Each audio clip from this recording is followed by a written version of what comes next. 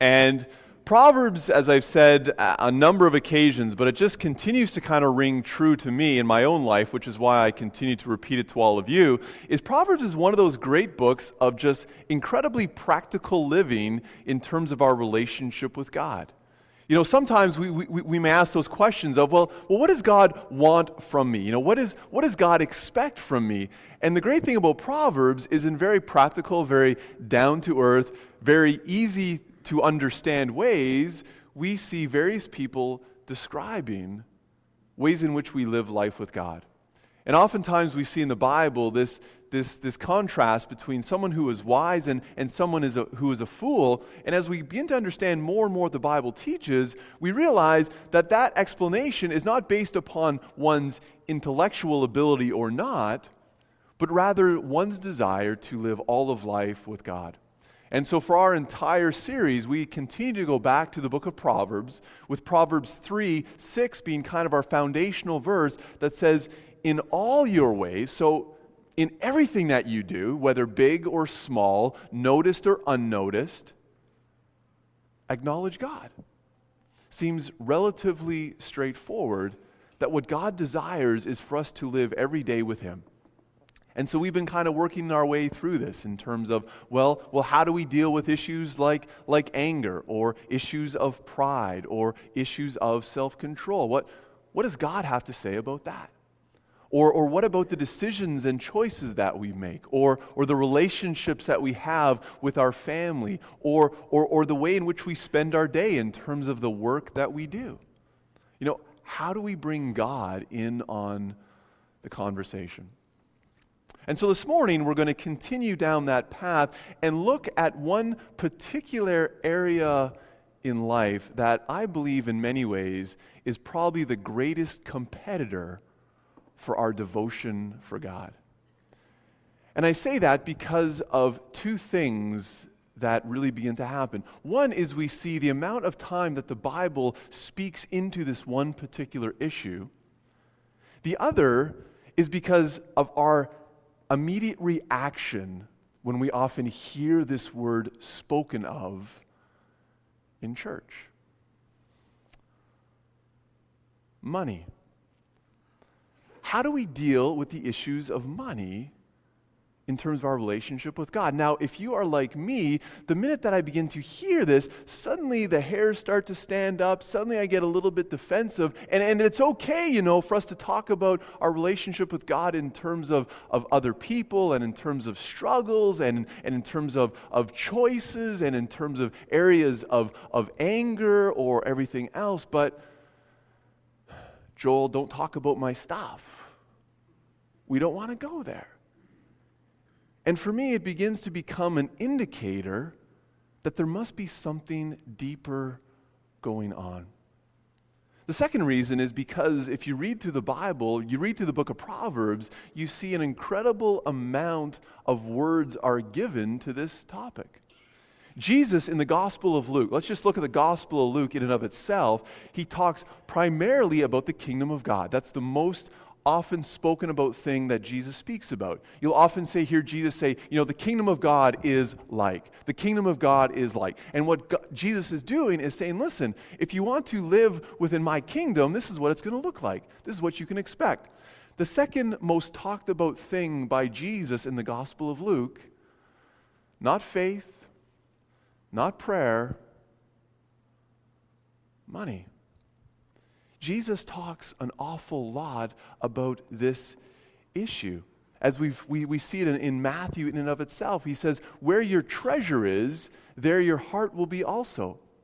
He says, you know, 2,000 years ago he says this, and we just see again how relevant Jesus is in our day. 2,000 years ago, Jesus said these words, you can't serve both God and money. You can't have two masters, so we need to figure this one out. He goes on to say in Luke 12, he says, watch out, be on your guard against all kinds of greed. You know, when you kind of startle someone and kind of warn them about something, it's because there's a danger that is coming that they cannot see themselves, right? As a parent with young children, I'm aware of this. You know, our children are walking down the sidewalk when they are younger, and there's a busy road next to us. And what they want to do, they don't want to be on the sidewalk. That's just too narrow. There seems to be a whole lot more fun right there. And so they start to veer off onto the road. And what does crazy dad Joel do? Watch out, what are you doing? Don't go on the road. Why? Because you see there's a danger there, right? You understand that the road in and of itself isn't bad, but if they're not careful, there's a danger that could come their way.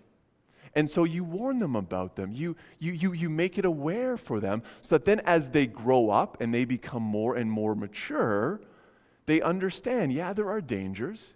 Yeah, there are things that I need to be aware of. But it doesn't mean I never go on the road. I mean, that's just over the top. And I think that's the very same thing that Jesus does when he deals with money. When the Bible deals with money, it's not a money is evil. You can't have money.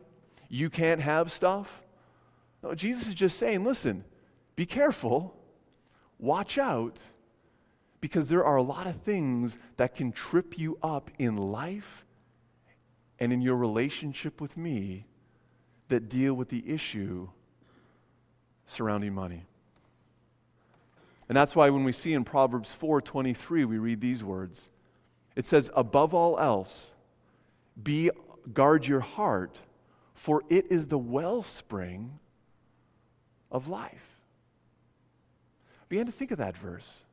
I began to think, why does Jesus devote so much time, why does the Bible devote so much time to the issues surrounding finances?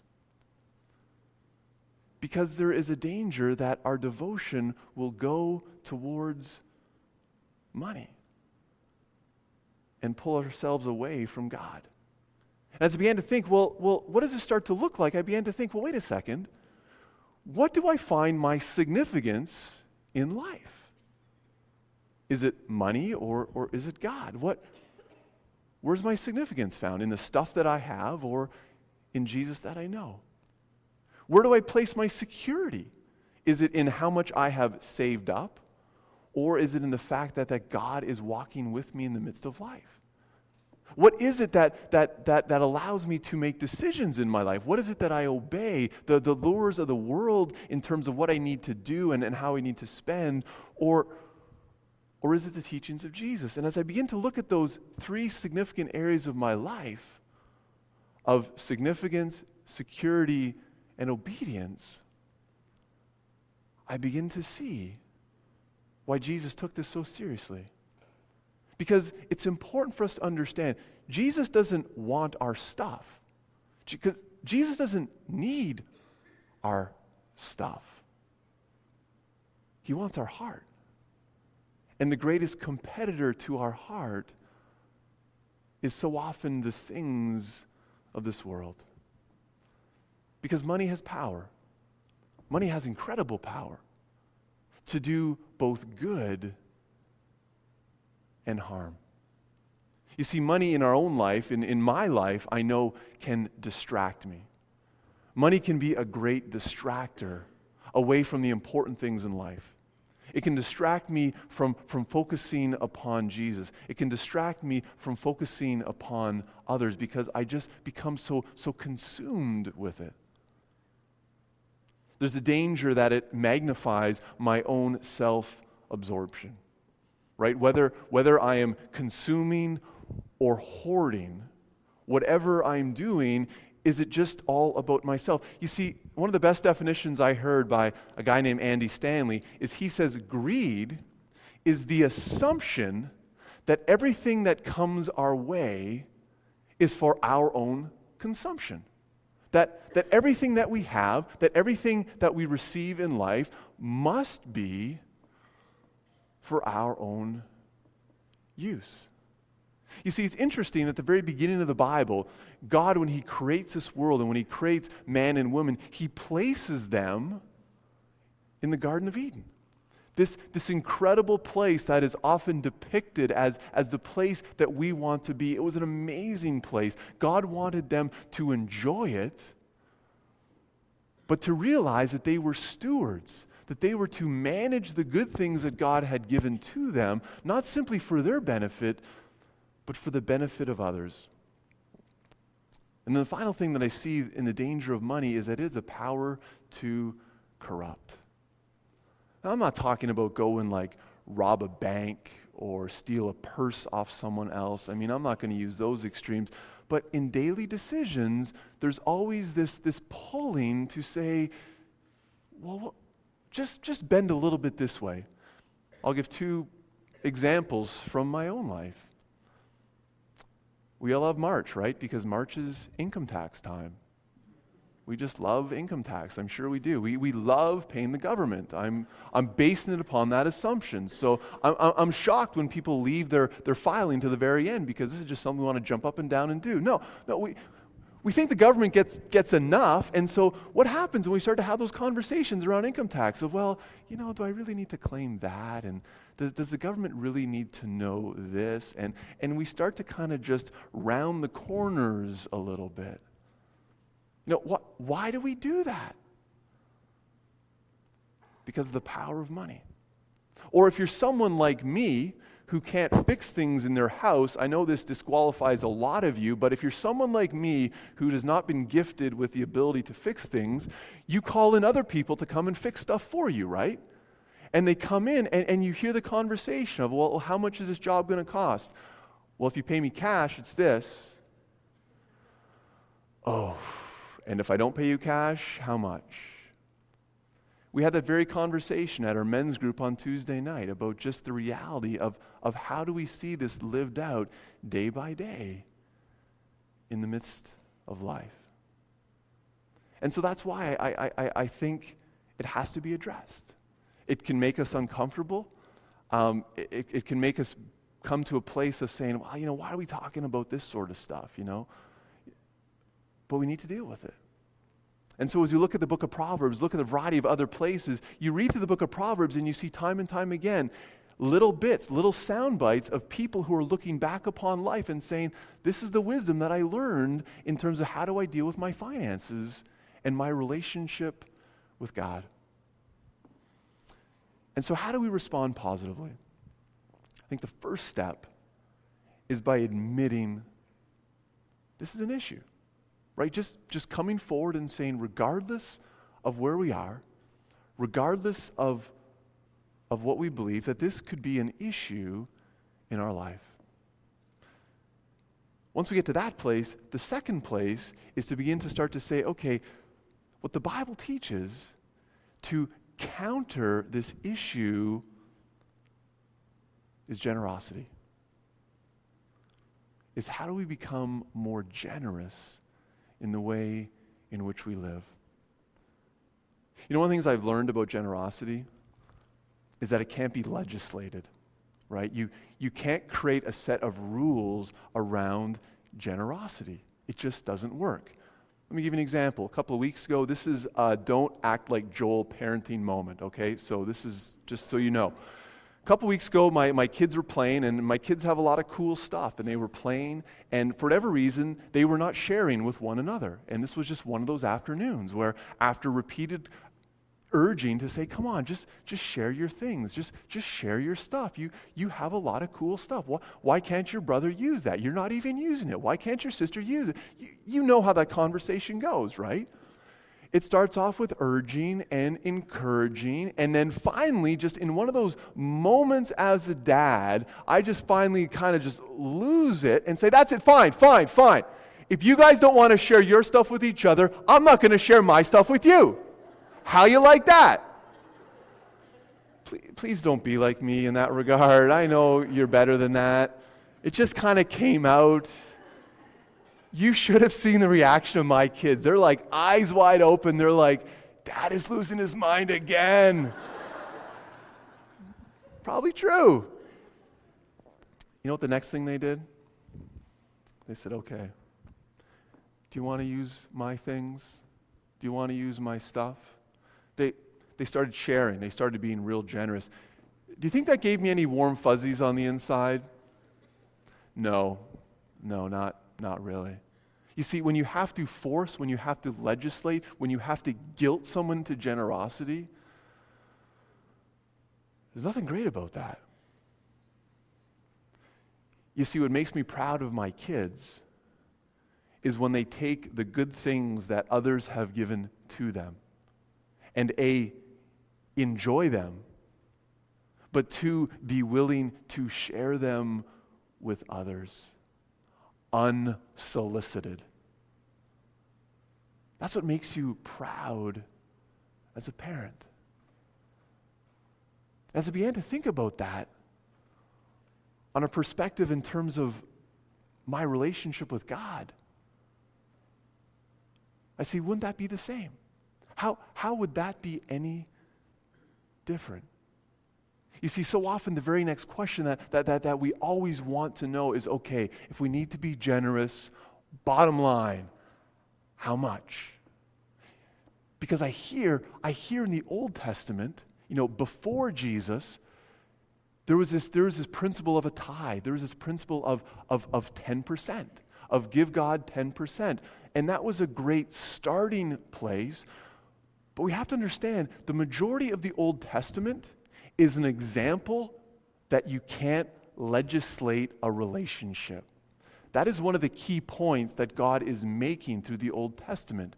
He's wanting to develop a relationship with his people, and he is saying, these are the rules that need to be followed. And what we realize is that relationships do not grow and are not formed to the level of health through rules and legislation.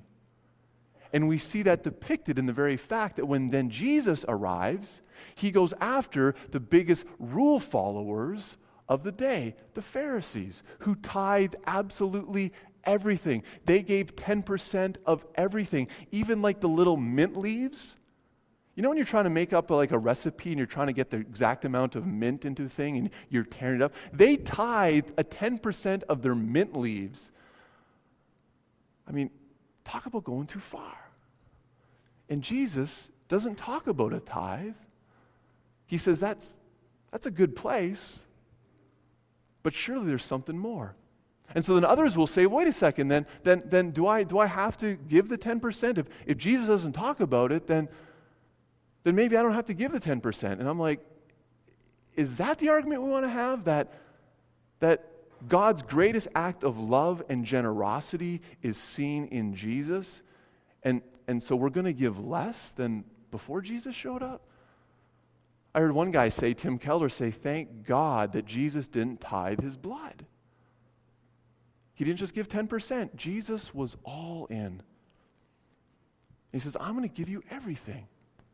Everything that I have, I want it to be yours.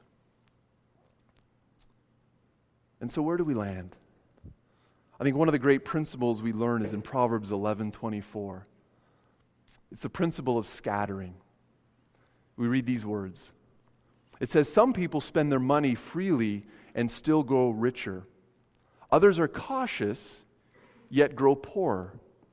Be generous, and you will be prosperous. Help others, and you will be helped.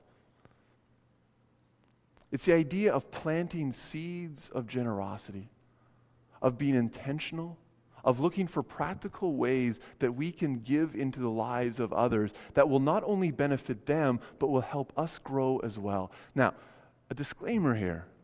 There is a movement going throughout Christianity that speaks of the health and wealth, the idea that if you want to be blessed financially from God, then you give to the church or that you give to others, and that if you're not being blessed financially, then you're not giving enough.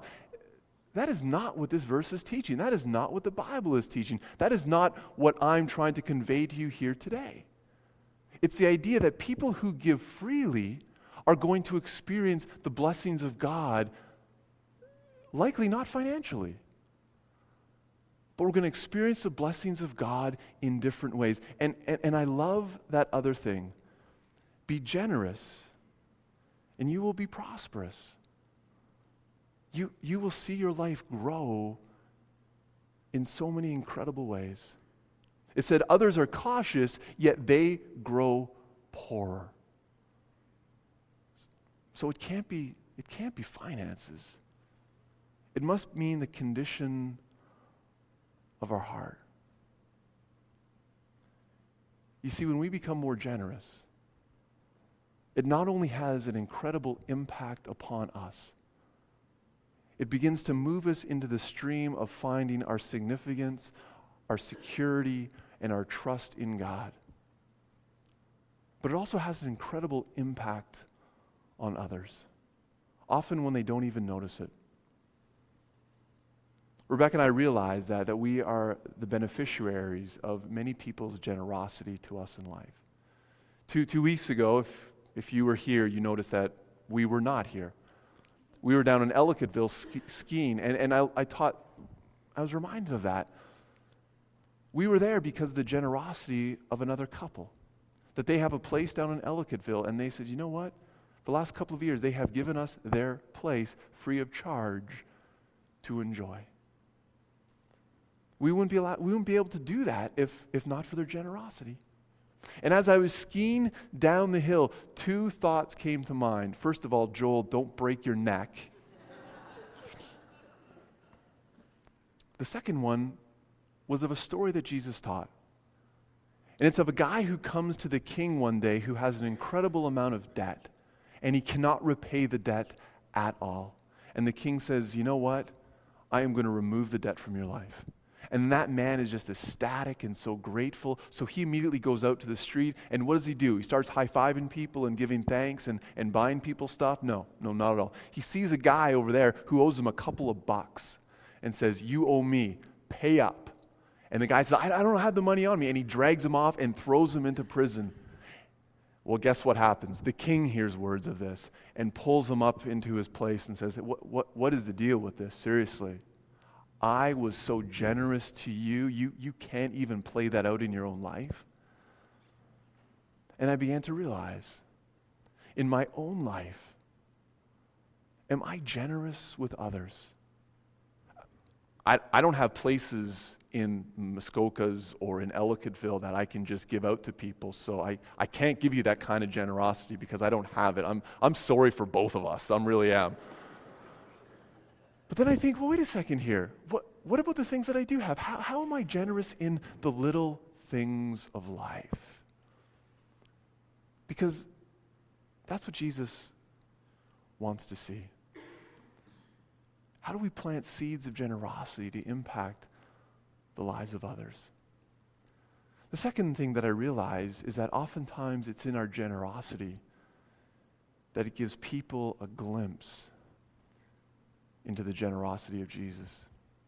You know, the very first century Christians, the very first followers of Jesus, were widely talked about and became widely known not because of their theology, their doctrine, which is incredibly important, not because they believed and followed a guy that they believed rose from the grave. That's not what got people's attention. Was their generosity. People were moved by the fact that these groups of people who seemingly did not have a whole lot were willing to share not only with their own, but with others as well. And it made people incredibly interested. How many here, it's okay, you can admit this, how many here like to window shop? Anyone? Okay, there we go. We all know what window shopping is, right? You walk down the street, and particularly when you're in a new town, right? A new environment. And you're walking down the street, and you see all these incredible shops, right? And you stores.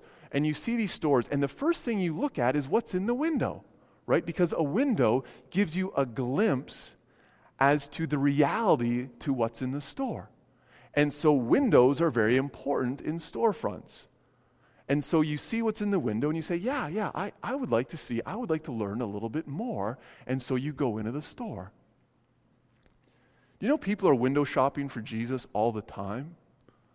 It's just the problem is too often our windows are displaying the wrong things.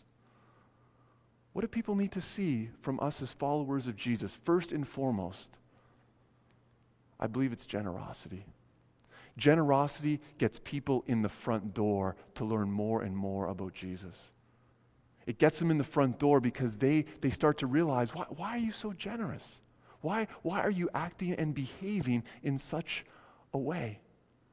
The first conversation doesn't have to be Jesus rose from the dead for the forgiveness of your sins. That is true, and I agree 100%, but it doesn't need to be the first conversation. because that's maybe not the first thing that people need to see. We're going to get to that. It doesn't have to be our tightly tied together doctrinal beliefs. Absolutely important, but maybe not in the window to get people in the door to see Jesus. Because what then happens is if they go into the door and they start to explore and learn more and more about Jesus, suddenly something twigs and they realize, I now know why followers of Jesus are so generous, because Jesus was so generous. But the opposite can happen. People can know a lot about Jesus and say, well, I know all these things about Jesus and he was incredibly generous. Why are Christians so stingy? I'm just going to throw this out here as a little bit of application. Sunday afternoon, going out for lunch, people know that a lot of Christians eat out afterwards. Let's be generous with our tips. Let's be generous in terms of how we give. And I'm saying that seriously because I talk to people who've worked in the restaurant industry and they say they all hate working on Sundays. Why? And so that's one of the little ways that we can become more generous.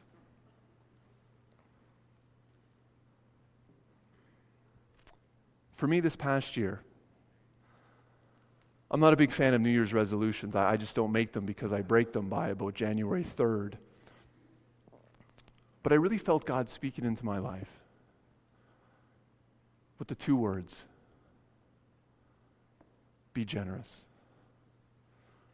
My initial response to that is, what do you mean by that, Jesus? Am I not being generous enough? Well, how much more generous do I need to be? Right? My back gets up. It's like Jesus saying, be generous. Plant seeds. Be intentional as to what you give. And the message that just continues to pour over me is because, Joel, I don't need your stuff. I want your heart. I want your devotion. I want your significance to be in me. I want your security to be found in me. I want you to trust me. And if we don't deal with this issue of your stuff, it's going to be pretty hard to deal with everything else. As a church, we can continue to do some incredible things. And I believe it begins by us becoming generous and even more generous.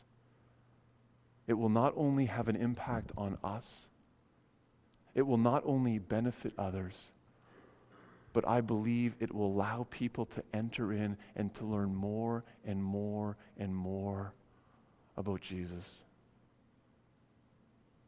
I'm not going to put you on the hook or let you off the hook in terms of naming a figure. Sort that out with God. But allow him to at least be in on the conversation. Please stand as we sing together.